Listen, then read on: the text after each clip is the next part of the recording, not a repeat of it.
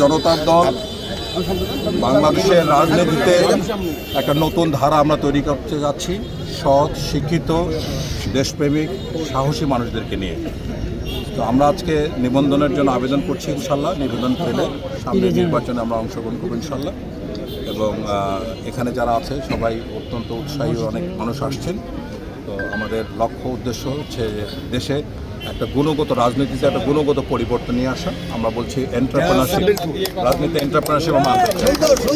Bundle থাকলে প্রতি সেনমানিতে টাকা বাঁচবে।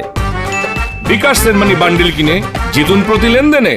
বেরিয়ে আসার পর সবাই একটু রেস্ট নেন, সবাইকে অর্গানাইজ করেন সুশৃঙ্খল ভাবে। আর কোনো নেতার নামে কোনো স্লোগান হবে না।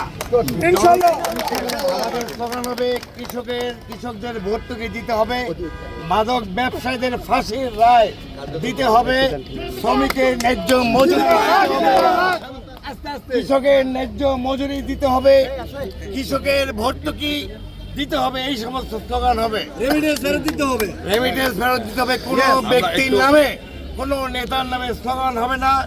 রাজনীতিতে গুণগত পরিবর্তন আনার জন্যে আমাদের জনতা দলের সৃষ্টি, গতানুগতিক দলের মতো কোনো স্লোগান যেন না হয়।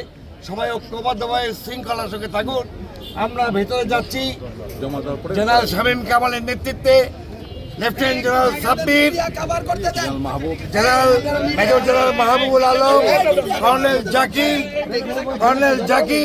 মেজর জাকির, এই কয়েকজন আমরা যাবো। বাকি সবাই আপনারা রেস্ট নেন। সবাইকে ধন্যবাদ।